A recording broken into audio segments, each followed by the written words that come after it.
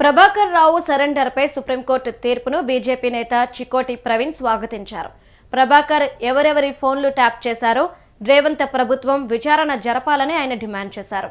ప్రభాకర్ ఎంక్వైరీలో బహిర్గతం చేసిన విషయాలను ప్రజల ముందుంచాలని చెప్పారు. ఫోన్ ట్యాపింగ్ చేయమని ప్రభాకర్ రావుకు ఎవరు ఆదేశాలు ఇచ్చారో బయట పెట్టాలన్నారు చికోటి ప్రవీణ్.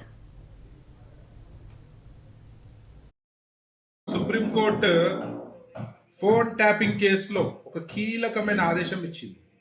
ఏంటంటే రేపు జూబ్లీహిల్స్ పోలీస్ స్టేషన్లో ప్రభాకర్ రావు లొంగిపోవాలని చెప్పి ప్రభాకర్ రావుకి ఆదేశాలు జారీ చేసింది సుప్రీంకోర్టు. మరి రాష్ట్రం దేశం మొత్తం నివ్వెరబోయే విధంగా ఫోన్ ట్యాపింగ్ వ్యవహారం జరిగింది. ఎందరో పొలిటీషియన్స్ మరి ప్రముఖుల ఫోన్ నంబర్లు ట్యాప్ చేసి హీరోయిన్స్ ఫోన్ నంబర్లు ట్యాప్ చేసిర్రు అని చెప్పి మరి భారీ ఎత్తున అప్పట్లో గొడవలు జరిగినాయి.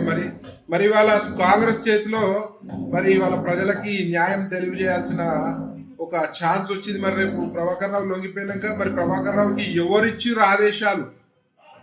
మరి సీఎం ఎక్స్ సీఎం కేసీఆర్ ఇచ్చిండా, కేటీఆర్ ఇచ్చిండా, మరి హరీష్ రావు ఇచ్చిండా, మరి బీఆర్ఎస్ అగ్రనాయకులు ఎవరు ఇచ్చిర్రు?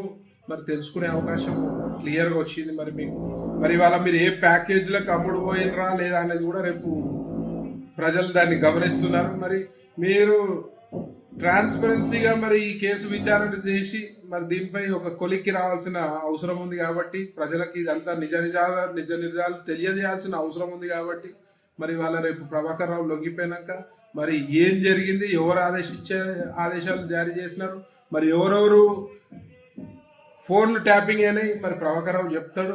మరి అది ప్రజల ముందు ఉంచుతారా రేవంత్ రెడ్డి గారని మేము మరి అడుగుతున్నాము.